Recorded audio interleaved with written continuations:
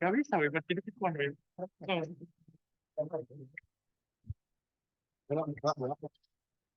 Itu jangan batu.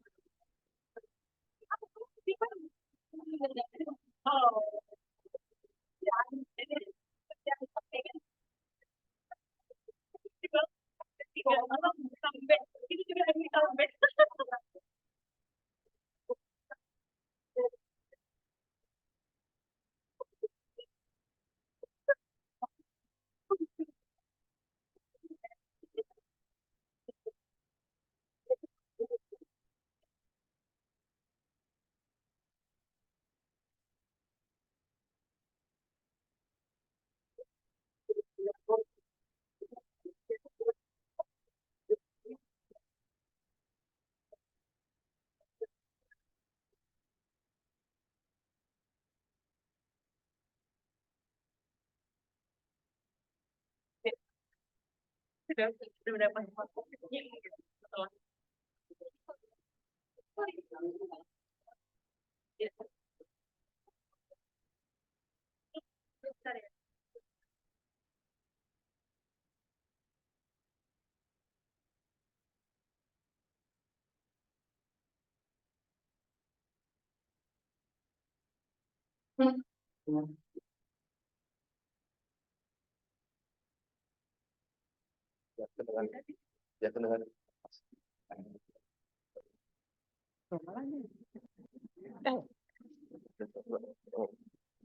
Tes, kedengeran?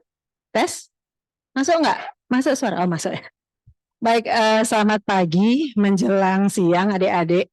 Ini kelasnya oversize ya, seperti ada di aula, tapi nggak apa-apa.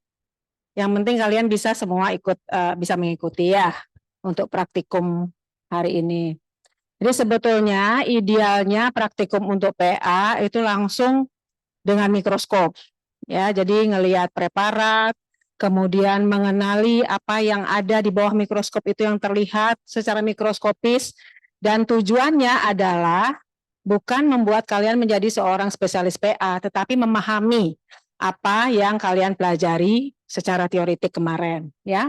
Nah, kemarin kita sudah bahas bahwa untuk penyakit glomerulonefritis itu tidak mungkin hanya melihat gambaran PA saja. Perlu didukung oleh data klinis dan penunjang lainnya. Kalau mungkin untuk kasus-kasus tumor, memang PA itu gold standar diagnosis. Apapun kata klinisi, kalau PA ngomong A, harus ikut PA. Tetapi untuk glomerulonefritis, tidak ada yang lebih superior dari yang lain. PA tidak lebih superior daripada klinis tidak lebih superior dari PA. Jadi harus berdiri sejajar, lalu baru membuat kesimpulan dari semua data yang masuk, baik dari klinis, dari lab, dari radiologi kadang-kadang, dan juga dari PA, ya. Dan memang untuk penata laksanaan glomerulonefritis tidak selalu harus diikuti dengan pemeriksaan PA.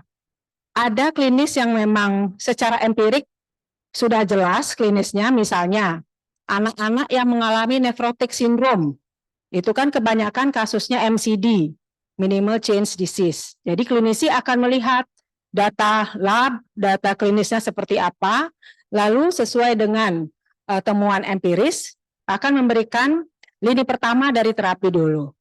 Umumnya berupa steroid ya. Kalau steroid itu berhasil memberikan remisi kepada si pasien, tidak harus dilakukan biopsi. Tapi ketika pada kasus itu terapi tidak berhasil, maka klinisi harus berpikir jangan-jangan ini bukan MCD, tetapi sindroma nefrotik yang disebabkan oleh GN tipe lain. Saat itulah baru dilakukan biopsi. Itu ya. Nah, yang penting sekarang prinsipnya kalian tahu bahwa memang klinis akan melihat dulu klinisnya seperti apa. Kalau memang ada kesempatan memberikan terapi langsung tanpa biopsi, akan diberikan. Tapi kalau dari awal memang sudah harus indikasi biopsi karena tidak jelas klinisnya, dari awal sudah biopsi. Ya, jadi beda-beda antara satu kasus dengan kasus lainnya. Oke. Kita lihat kasus yang pertama, coba dibaca kasusnya. Laki-laki, umurnya 47. Dia mengalami penurunan produksi urin selama 10 hari. Kemudian pada pemeriksaan fisik dia tidak ada febris. Lalu pemeriksaan lab urinalisis menunjukkan protein ureanya positif 1, hematurianya positif 4, tidak ada glukose maupun keton. Pemeriksaan mikroskopis dari urinnya menunjukkan ada sedikit white blood cell, lalu ada juga red blood cell dan juga ada red blood cell case. Ya. Lalu dilakukan biopsi pada ginjalnya dengan pemeriksaan, seharusnya ya pada pemeriksaan biopsi itu wajib itu pemeriksaannya panel. Pemeriksaannya itu berupa pemeriksaan dengan mikroskop cahaya, imunofluorescence, dan mikroskop elektron. Oke, itu idealnya. Tapi untuk di Indonesia, termasuk di RSUP Prof. Ngurah, kita hanya menggunakan 2 macam mikroskop, yaitu mikroskop cahaya dan mikroskop imunofluorescence. Syukurnya dengan 2 mikroskop itu kita sudah bisa menegakkan diagnosis pada sekitar 80-90% kasus. Sisanya memang membutuhkan pemeriksaan mikroskop elektron, tetapi karena keterbatasan biasanya diputuskan dengan konsensus ya CPC. Ke arah mana diagnosisnya. Oke. Nah, seperti pada kasus ini dilakukan biopsi, kemudian tetapi yang akan ditampilkan di sini hanya pemeriksaan menggunakan mikroskop cahaya. Sebetulnya selalu ya panel mikroskop cahayanya dicek, kemudian imunofluorescence-nya juga dicek. Kok beda ya warnanya? Jadi begini. Harusnya ini kan sebenarnya ini pulasanya hematoksilin eosin, harusnya warnanya pink dengan ungu. Tapi yang saya lihat di sini hitam dengan coklat ya, kemerahan. Buka aja di laptop kalian masing-masing ya, beda ya warnanya. Nah, ini dia. Ternyata di bawah mikroskop misalnya, ini kan ilustrasi kasus ya, bukan kasus yang sesungguhnya. Gambarannya seperti ini. Pertanyaannya adalah bisa nggak kalian membuat simpulan-simpulan seperti yang pertama, clinical syndrome apa sih yang dialami oleh si pasien ini? Nah, itu dilihat dari riwayat klinis tadi, gambaran klinisnya. Apa menurut kalian? Coba dibaca lagi.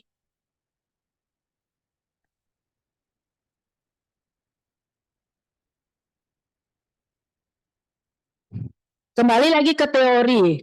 Penyakit pada glomerulus, gejala yang sering muncul berupa apa? Ada sindroma nefrotik, ada sindroma nefritik, ada isolated urine abnormality ya. Nah, pada yang kasus ini, gambaran apa? Sindroma klinis yang mana yang memenuhi? Nefritik apa nefrotik? Nefritik. Alasannya yang mana? Yang mendukung nefritik? Ada hematuria, ada oligouria. Ingat ini ada decrease urine output ya, ada oligouria, ada hematuria, ada protein urea tetapi mild. Kalau yang pada yang nefrotik positif 4 biasanya. Oke.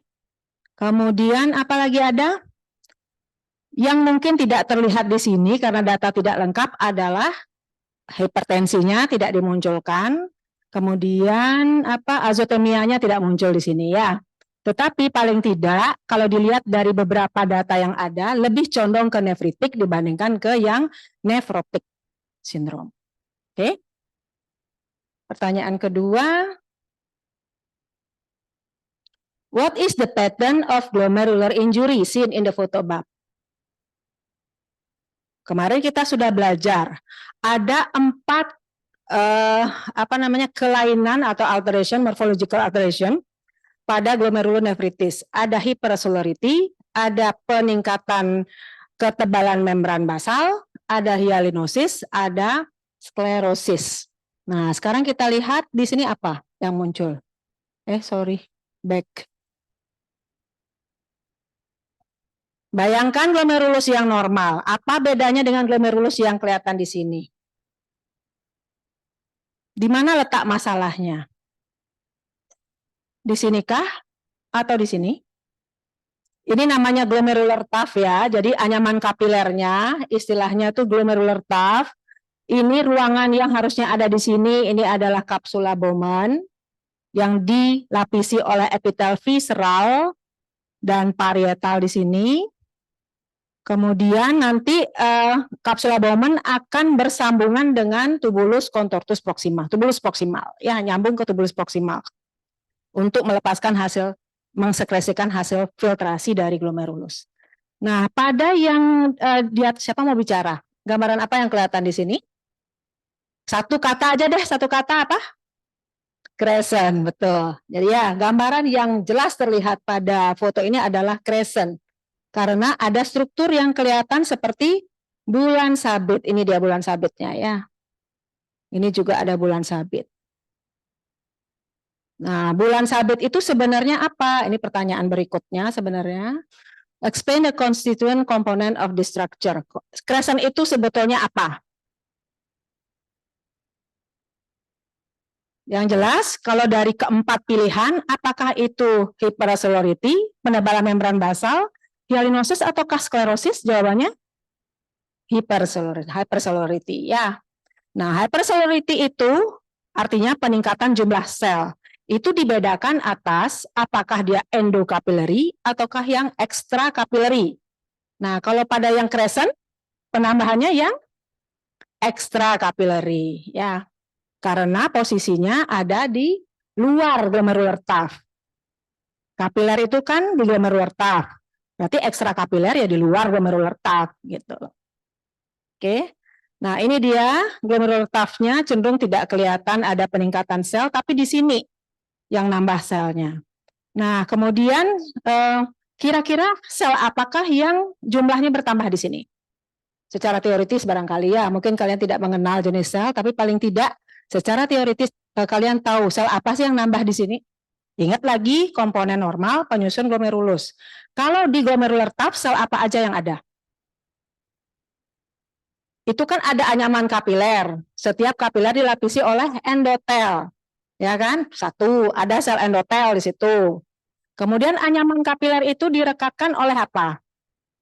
Mesangium, berarti ada sel mesangium yang kedua. Kemudian bagian tepi dari glomerular tuff itu bersambungan langsung dengan bagian dalam dari kapsula Bowman. Di sini ada sel podosit. Ya, sedangkan di sini ada sel parietal. Oke.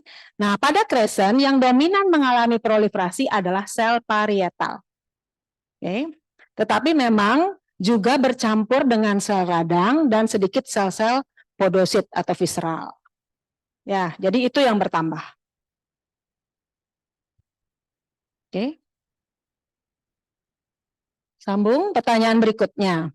Jika dilanjutkan dengan pemeriksaan imunofluorescence, jadi menggunakan mikroskop imunofluorescence pada sisa jaringan biopsi itu atau biopsi itu dilakukan pulasan untuk mendeteksi adakah deposit imun di sana. Jadi dipulas dengan antibodi terhadap IgG, IgM, IgA, C3, C1q dan seterusnya. Jadi banyak kita melakukan pulasan cek satu persatu di bawah mikroskop fluorescence. Nah, kira-kira hasilnya apa yang mungkin terjadi pada pasien ini pada kondisi gambaran seperti ini? Yang tadi itu, sorry. Nah, ini belajar patogenesis artinya. Kalau ketemu gambaran seperti ini, gambaran fluorescence-nya harus apa atau bisa apa? Coba lihat teorinya. Ini kan kalau dilihat judulnya Crescentic GN atau Rapidly Progressive GN ya, RPGN. Kalau kalian baca patogenesisnya, dia ternyata ada 3 macam ya. Ada yang imun positif, ada yang imun positif yang linear pattern, ya kan? Ada yang imun kompleks deposition, ada yang pausi imun. Jadi hasil imunofluorescence-nya itu bermacam-macam. Dengan hasil yang bermacam-macam itu, kita bisa menyimpulkan kemungkinan penyebabnya, gitu loh. Jadi gambaran crescent-nya Untuk di penyakit karena Goodpasture syndrome, penyakit lupus, penyakit IgA nephropathy sama gambarannya di bawah mikroskop cahaya. Tapi untuk kita bisa kemudian menentukan, oh ternyata ini Goodpasture, itu berbeda pola immunofluorescence-nya dengan lupus misalnya. Tuh ya. Jadi dengan pemeriksaan immunofluorescence ada tambahan data kira-kira kausa dari terjadinya GN ini. Tuh ya. Jadi ingat untuk RPGN dia bisa ditemukan pada GBM disease. Jadi anti GBM disease itu pola immunofluorescence-nya adalah IgG-nya akan positif linear di sepanjang membran basal karena antibodinya itu terbentuk terhadap atau against si GBM itu sendiri. Makanya polanya linear, tidak berbercak-bercak ya. Sementara kalau imun kompleks RPGN itu kan kompleks antigen antibodinya itu datang dari sirkulasi nempel di sana, dia berbercak-bercak. Seperti itu. Namanya granular pattern. Lalu di luar itu ada memang RPGN yang tidak ada kaitannya dengan deposit imun. Ya, sebagian dari penyebabnya ini idiopatik atau tidak diketahui. Ya. Bisa ya diterima yang pertama. Kita pindah ke kasus yang kedua. Coba dibaca. Umur 42 laki. Kemudian ada malaise beberapa bulan. Kemudian dia mengeluh ada swelling, bengkak ya pada tangan dan kaki. Lalu pada pemeriksaan fisik ditemukan adanya edema anasarca, generalized ya. Kemudian tidak ada febris, kemudian blood pressure-nya 140/90, lalu urinalisis ada protein urea positif 4, tidak ada darah, tidak ada glukosa, tidak ada keton. Mikroskopis dari urinnya tidak ada CAS ataupun red blood cell, kemudian ada 2 WBC, white blood cell per high power field, kemudian protein level untuk urina 24 jamnya 4,2 gram. Lalu dilakukan biopsi pada ginjal, kemudian selain pemeriksaan mikroskop cahaya juga ada pemeriksaan fluorescence. Ini gambarannya, lihat di laptopnya ya, nggak jelas di sini. Oh ini lebih jelas, beda. Kemudian kalau kita lihat gambaran ininya, fluorescence-nya seperti ini. Ya, kalau pemeriksaan dengan mikroskop cahaya, kita memakai pulasan 4 macam ya, adik-adik. Pertama, pulasan hematoksilin iosin. Itu untuk melihat gambarannya secara umum. Itu adalah pulasan rutin yang kita pakai untuk kasus apapun di patologi anatomi. Ya. Kemudian khusus untuk biopsi ginjal, wajib juga kita melakukan pulasan histokimia lain. Yang pertama yaitu PAS, periodic acid shift. Ya. Itu untuk meng-highlight adanya gambaran penebalan membran basal, adanya hyalinosis, itu akan lebih jelas kelihatan dengan PAS itu tadi. Yang kedua, kita juga menggunakan mesentericrum. Mesentericrum itu meng-highlight adanya sklerosis, di mana pada mesentericrum kalau ada sklerosis atau fibrosis warnanya menjadi biru. Oke. Yang ketiga ada pulasan silver. Nah, pulasan silver itu akan lebih mudah kita mengamati kalau misalnya ada gambaran spike untuk melihat deposit ya, bentuk-bentuk atau pola-pola dari depositnya. Ada gambaran spike, double contour, yang gitu-gitu, itu lebih mudah dilihat dengan pemeriksaan silver. Itu rutin kita lakukan. Sementara kalau ngomong tentang immunofluorescence, kita biasanya memilih warna di mikroskopnya itu yang hijau. Jadi rata-rata seluruh dunia pakai yang hijau. Pilihan warnanya bisa macam-macam ya, bisa biru, bisa merah. Tapi umum yang kita pakai fluorescence dye-nya itu yang berpendar warna hijau. Jadi kalau ada pendaran warna hijau yang menyala seperti itu tandanya positif. Kalau dia tidak menyala berwarna hijau, itu hasilnya negatif. Jadi pemeriksaan IF itu, immunofluorescence itu hasilnya positif, negatif. Pola linear, pola granuler, segmental atau diffuse seperti itu ya. Sementara kalau pemeriksaan mikroskop cahaya, kita melihat pattern injury-nya. Sklerosis kah, hiperselular kah, crescent kah, dan sebagainya. Beda tujuan. Nah, sekarang kita balik lagi ke kasus yang ini. Pertanyaan pertama, klinikal sindromnya apa yang kelihatan pada kasus ini? Siapa yang setuju nephritic syndrome? Nefrotek? Nefrotek juga enggak. Nefritik enggak? Nefrotik enggak? Coba tentukan pilihan antara dua itu. Yang milih nefritik, kalau nefrotik, angkat tangan siapa yang milih? Ih, lihat aja datanya. Ya, coba lihat lagi kasusnya. Habis itu baru saya suruh angkat tangan lagi. Baca lagi. Ada edema, kemudian ada tensi yang rada-rada ya, intermediate 140, 90, normal enggak, tinggi banget juga enggak. Kemudian ingat itu umurnya 42. Terus ada protein urea yang positif 4, tidak ada darah, tidak ada hematuria berarti ya. Tidak ada glukose, keton itu ke arah DM-nya enggak ada. Kemudian pemeriksaan mikroskopis yang ada itu protein levelnya cukup tinggi, 4,2. Ke arah mana lebih cocok, nefritik atau nefrotik? Nefrotik, ya jadi seperti itu. Coba lihat lagi teorinya. Nefrotik sindrom kemungkinan GN-nya berupa apa aja tipenya?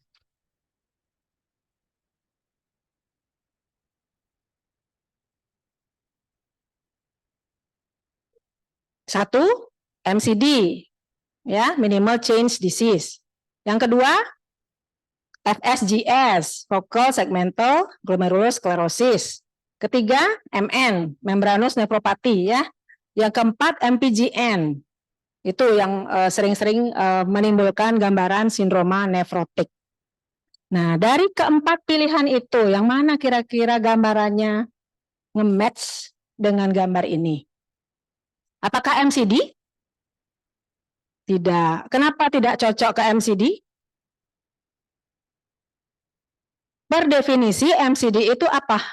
Gambaran PA-nya. Glomerulus tampak normal. Jadi sama dengan histologi. Kalau ini normal enggak? Enggak. Kemudian kalau dilihat dari immunofluorescence-nya, harusnya pada MCD apa? Tidak ada imun deposit. Ini nyala. Nah, sekarang berarti MCD bisa dieksklusi, bukan MCD. Pilihan yang kedua, FSGS. Focal segmental glomerulosclerosis. Kira-kira masuk nggak ke gambar yang ini? Per definisi FSGS itu apa? Ada hyalinosis dan sklerosis ya pada glomerulus. Yang sebarannya vokal dan segmental. Artinya yang terkena adalah glomerulus kurang dari 50% glomerulus dan pada setiap penampang glomerulus yang terkena kurang dari 50% dari glomerular tuft. Nah, di sini cocok nggak ke FSGS? Enggak juga ya. Jadi berarti gambaran yang paling cocok kira-kira ke pilihan yang ketiga yaitu membranous nefropati. Apa ininya? Gambaran PA untuk membranous nefropati? Penebalan membran basal. Ya, ini dia. Ini diperlihatkan dengan lebih jelas menggunakan pulasan, ini adalah pulasan pas tadi. Jadi kelihatan penebalan membran basalnya lebih jelas dan yang ini menggunakan silver, hitam-hitam warnanya ya, membrannya. Di pulasan pas kita akan melihat adanya gambaran penebalan itu yang berwarna merah terang, sedangkan di pulasan silver kita bisa melihat lebih detail ada yang namanya spike. Spike itu adalah jadi selang-seling antara deposit imun dengan membran basal yang hipertrofi. Jadi akan kelihatan seperti bercak-bercak, ada hitam merah seperti itu. Cuma tidak kelihatan jelas ya di sini. Kalau dengan mikroskop kita bisa perbesar sampai 100, sampai 1000 kali, baru bisa ngelihat. Oke. Jadi ini match-nya adalah dengan membranous nefropati. Kalau dengan MPGN cocok nggak? Nggak cocok, karena pada MPGN harus ada peningkatan selularitas juga. Sementara ini di sini selnya tidak nambah. Oke. Berikutnya, gambaran immunofluorescence-nya ternyata IgG dan C3-nya nyala, kemudian yang lain negatif. Ini sesuai banget dengan, ini klasik dari membranous nefropati. Ya. Jadi itu sudah terjawab. Kemudian, nah melihat pola patogenesisnya, pola imunofluoresensnya, tadi berupa apa? C3 dan IgG yang positif, tetapi kalau kalian perhatikan gambarnya dia linear atau granuler? Granuler, bercak, tidak berupa seperti alur garis yang kita gambar seperti itu ya, tapi dia berbercak-bercak. Ini namanya granular pattern. Nah, itu kalau kita balik lagi belajar patogenesisnya, itu artinya depositnya itu bisa asalnya dari sirkulasi, kemudian nempel di situ, entrapment di situ sehingga dia mengikuti tidak membentuk garis linier gitu ya, di mana tempatnya dia nempel di situ dia akan positif, gitu kan? Makanya bercak-bercak. Bisa juga antigennya yang nempel duluan diikuti kemudian terbentuknya antibodi di situ. Bercak-bercak. Ya, itu patogenesisnya.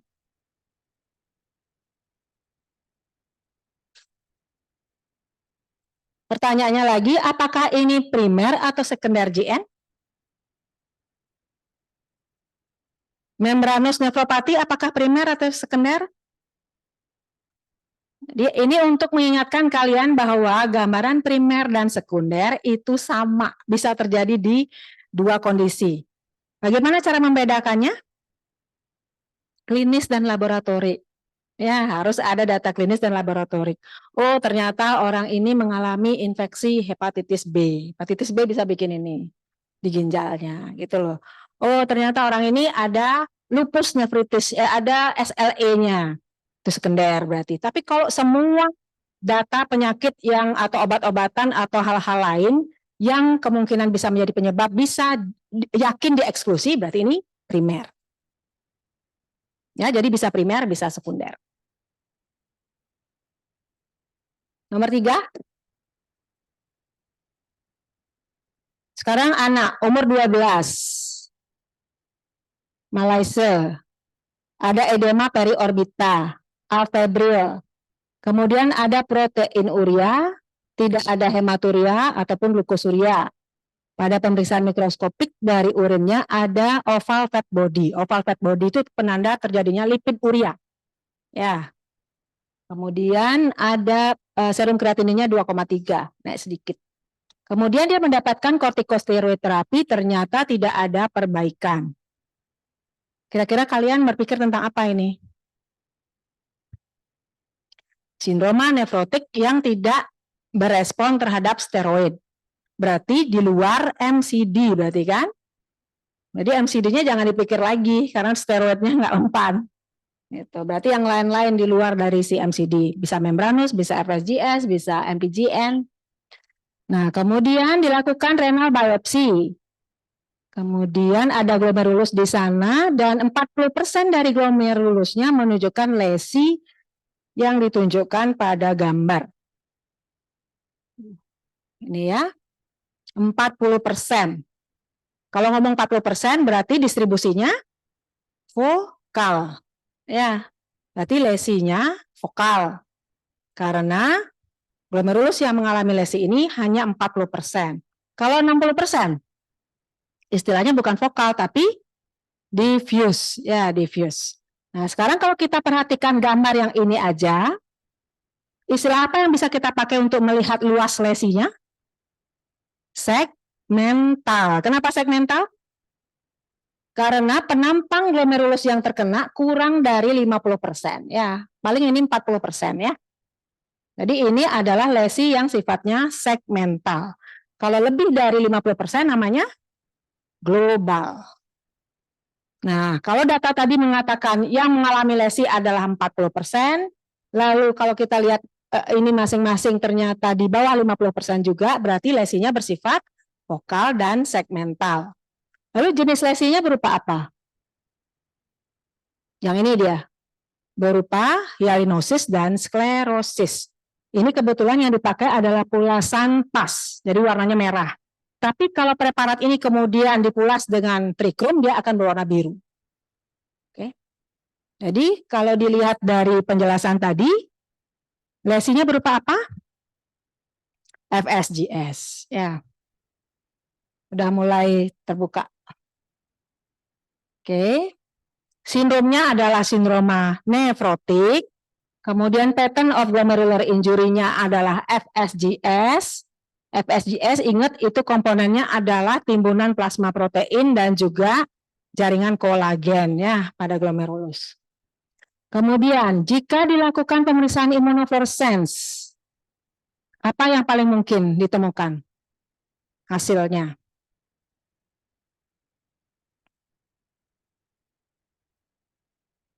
Kalau dia primer, itu dasarnya biasanya bukan karena deposit imun, IF-nya negatif. Ya. Tapi kalau dia sekunder, artinya misalnya dia merupakan bagian dari penyakit lupus atau bagian dari IgA nephropathy, itu dia akan positif hasil immunofluorescence-nya. Oke. Kenapa yang primer deposit imunnya negatif? Itu terkait dengan patogenesisnya. FSGS primer tipe ini penyebabnya adalah podositopati. Oke, bukan karena kerusakan oleh deposisi kompleks imun. Kalau mau melihat podositopati, bisakah dengan mikroskop cahaya? Tidak. Dengan mikroskop fluorescence? Tidak. Harus diperiksa dengan mikroskop elektron. Apa yang akan kelihatan harusnya secara teori? Sesuai namanya yang mengalami lesi podosit atau epitel visceral. Apa yang terjadi pada podositnya? Dia mungkin kelihatan memipih, dia mungkin sitoplasmanya bleeding, bervakul-vakul, bisa dia terlepas dari tempatnya dia harusnya nempel di basement membran. Itu yang kelihatan di mikroskop elektron ya. Oke, saya kira itu sudah terjawab.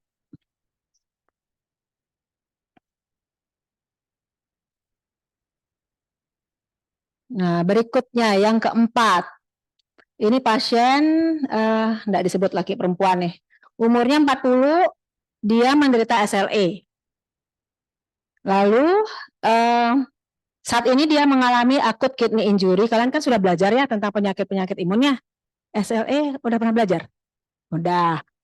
SLE itu kan penyakit autoimun yang ditandai dengan kerusakan berbagai sistem organ. Oleh karena adanya circulating antibody terhadap own antigen, ya kan? Dia bisa terdeposit di kulit, di bawah kulit, jadi membentuk res, ya butterfly res. Dia bisa di mana lagi di sendi, ya kan? Di jaringan serosa dan juga termasuk di ginjal. Nah, ini pada si pasien dengan SLE ini diceritakan tiba-tiba dia mengalami acute kidney injury dan nephrotic syndrome. Nephrotic syndrome, kemudian di SDNA-nya positif, ini menandakan bahwa SLE-nya aktif lagi. Lalu komplement C3 itu terjadi penurunan ya, kemudian serum kreatininnya masih dalam batas normal, kemudian protein dan kreatinin rasionya sekian. Dilakukan kemudian biopsi. Nah, gambarannya seperti ini.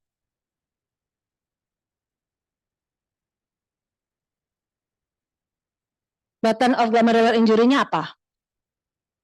Sindromnya soalnya sudah disebut tadi ya, sindrom nephrotic. Underlying disease-nya disebut SLE. Ini kita ngomong tentang GN yang sekunder.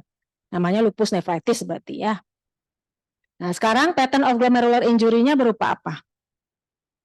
Dari yang 4 tadi itu pilih aja. 4 ya, benar. Yang tadi itu pilihan sindrom nephrotic, yang mana paling cocok kira-kira?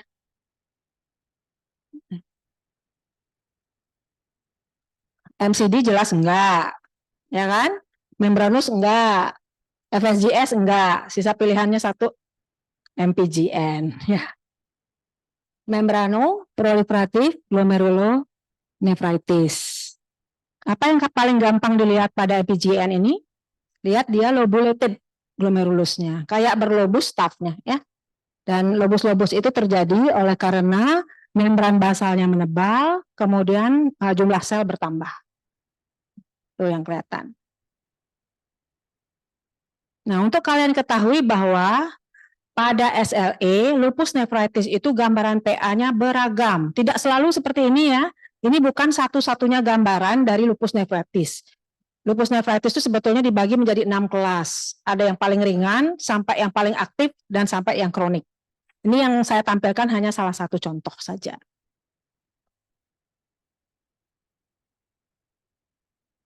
Saya sudah jawab tadi nomor 1 sama nomor 2. Nah, jika dilakukan immunofluorescence, ingat ini kasus lupus.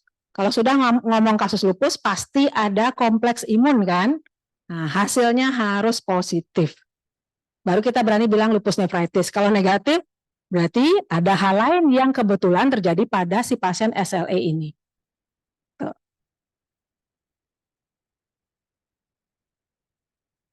Jadi kalau pada lupus itu IgG-nya positif, IgM positif, IgA positif, C3, C1q semua positif. Ya, itu khasnya pada lupus nephritis.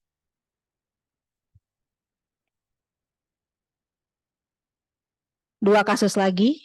Tadi kita ngomong tentang glomerulus, sekarang kita pindah ke tubulointerstitial. Beda ya kalau ngomong gejala tentang penyakit tubulointerstitial, kalau tadi kan sindroma nefrotik, nefritik, proteinuria, hematuria ya.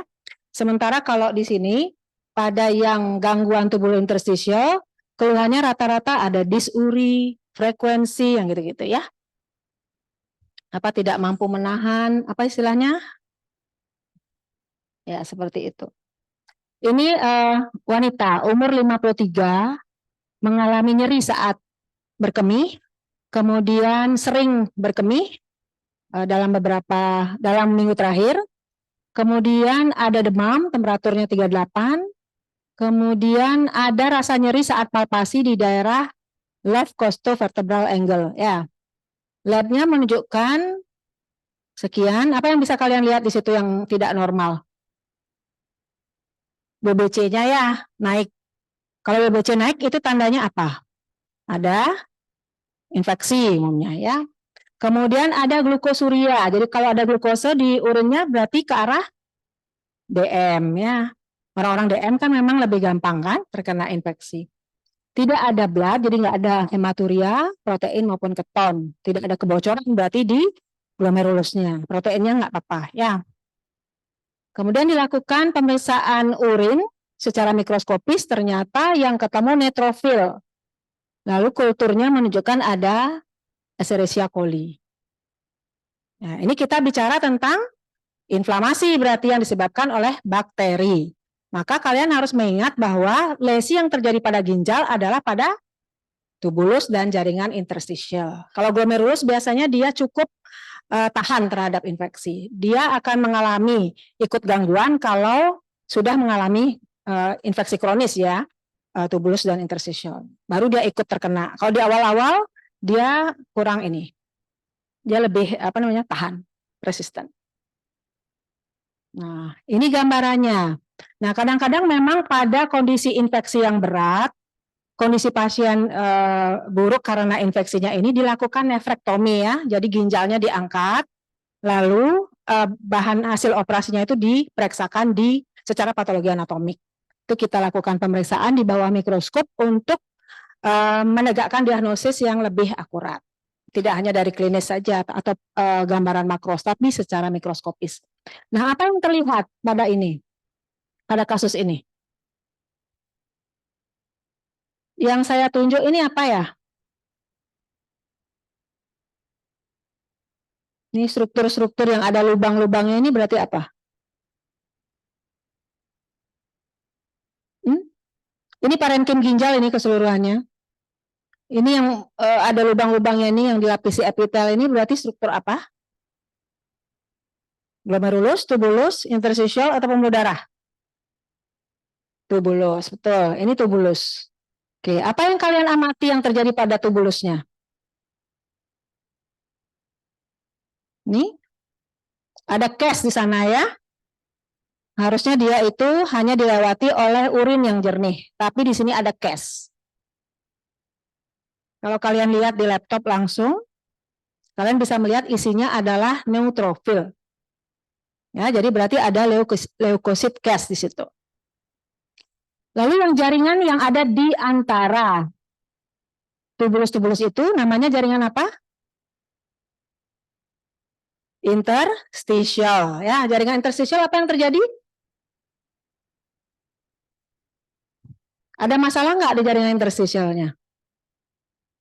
Dia lebih longgar, ya, dan warnanya pucat seperti itu. Ini adalah gambaran edema. Oke.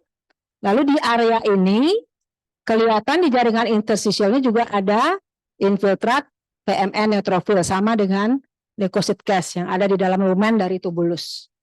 Ini susah ngelihat ya. Ini gambarnya buram soalnya ya. Bisa lihat ya Dek yang di pojok sana. Ya. Nah, ini baru satu data. Jadi di sini kita melihat ada tubulus-tubulus yang mengandung hyalin cast, kemudian jaringan interstitial yang edema dengan infiltrat neutrofil, lalu yang bulat-bulat yang mengandung merah-merah eritrosit ini baru pembuluh darah. Ya, pembuluh darahnya hiperemik. Ini baru satu data. Kemudian dilihat di area pelvis sekarang. Diambil sampelnya di daerah pelvis renalis, ternyata ada juga gambaran radang di situ, penuh. Nah, berarti di sini yang mengalami inflamasi tidak hanya jaringan tubulo interstitial, tapi juga pelvis. Maka diagnosisnya adalah pyelonefritis, ya, pyelonefritis.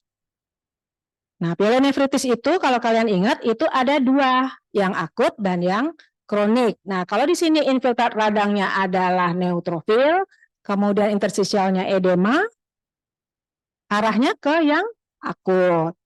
Jadi ini adalah gambaran pyelonefritis akut. Kalau infeksinya berat, seringkali di dalam ginjalnya juga terbentuk abses. Ya, kalau abses itu radangnya lebih masif lagi, sampai jaringan dari parenkim ginjalnya nekrotik. Ya, bisa sampai seperti itu. Bedanya dengan yang kronis apa? Ya, secara makros juga sudah beda ya. Mulai ada kelihatan sikatrik atau apa namanya scarring. Sementara kalau ini kan edema, malah lebih kelihatan agak gimana ya, mengembang gitu ya ginjalnya secara makros. Di mikroskopisnya juga berbeda untuk yang kronik. Di mana yang pertama yang beda dari case-nya. Kalau kronik apa jenis case-nya? Hyalin case. Kemudian epitel dari tubulusnya juga atrofi ya, kelihatan pendek-pendek. Lalu jaringan interstisialnya bukan edema, tetapi fibrotik ya, dan infiltrat radangnya juga beda, yaitu limfosit dan sel plasma. Itu ya bedanya yang akut dan yang kronis.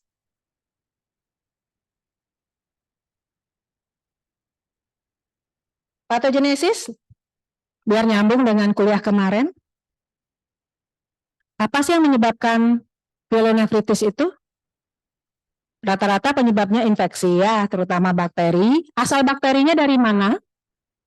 Kalau Escherichia coli, umumnya dia berasal dari ascending, dari bawah. Jadi infeksi dulu di saluran kemih bagian bawah, kemudian misalnya karena ada reflux, dia naik sampai ke ginjal, menimbulkan infeksi di ginjal. Tetapi ada juga pyelonefritis yang asal kumannya dari hematogen, sebaran hematogen. Ya, itu jenis kumannya beda, bukan Escherichia coli, tapi yang lain. Oke, itu patogenesis. Satu lagi, kasus terakhir. Laki, 58 tahun, dia mengalami akut myocardial infarction. Jadi tadinya sudah mengalami infark, kemudian diterapi opname stabil kondisinya, tetapi 2 hari kemudian ternyata dia menunjukkan oligouri. Ya. Kemudian BUN-nya, serum urea nitrogennya itu naik ke 3,3. Ada asotemia. Dan itu berlangsung 5 hari, baru kemudian dilakukan biopsi ya. Nah, ini gambaran dari apa? Pada ginjal. Kalau ini apa nih? Kalau yang ini? Ini glomerulus ya. Kalau yang ini? Ini tubulus. Ini tubulus. Ini yang diantaranya ini jaringan interstitial. Nah, kalau kita lihat di sini, memang kelihatan glomerulusnya agak berubah ya, morfologinya mengalami gangguan, tetapi prinsip dari anyaman kapilernya sendiri sebenarnya tidak ada masalah. Kemudian ruang dalamnya juga masih paten terbuka, tidak ada masalah. Ya, di jaringan sekitarnya juga tidak masalah, hanya bentuknya aja agak terdesak seperti ini. Masalah atau gangguan morfologinya justru ada di tubulus. Apa yang kalian lihat di tubulus? Ini ada sel-sel nekrotik yang menyumbat lumen tubulus ya. Nah, kemudian di jaringan interstisialnya ada edema, ada radang, tapi radangnya tidak sepadat yang tadi.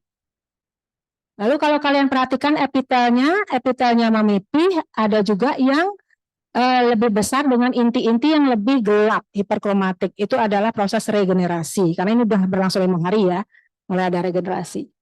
Nah, ini berarti arah pikiran kalian ada ke akut tubular injury. Ya, beda ya dengan yang ini yang tadi. Itu dasarnya infeksi. Kalau ini dasarnya apa? Kalau melihat kasus yang tadi. Apa yang menyebabkan ginjalnya seperti itu? Iya, iskemi. Kenapa dia iskemi? Karena ada infak miokard ya, infak miokard, kerja jantungnya masih di bawah normal, tidak mampu memompa cukup darah untuk dialirkan ke sistemik termasuk ke ginjal. Nah, kalau aliran darah ke ginjal berkurang, maka bisa terjadi ATI ini karena si tubulus kekurangan oksigen. Ya.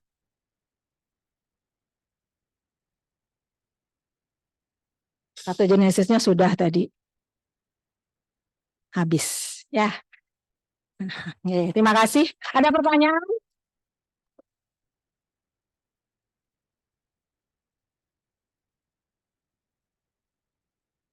Nanti boleh pertanyaannya yang menyangkut praktikum juga di OASE ya, sekalian aja. Terima kasih, selamat siang.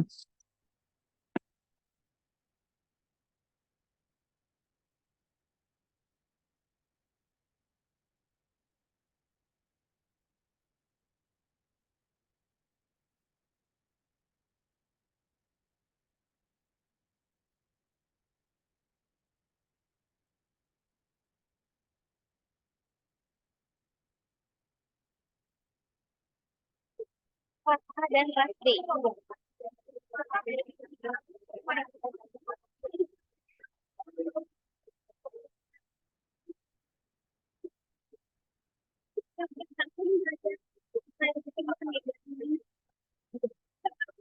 Umurnya berapa dulu?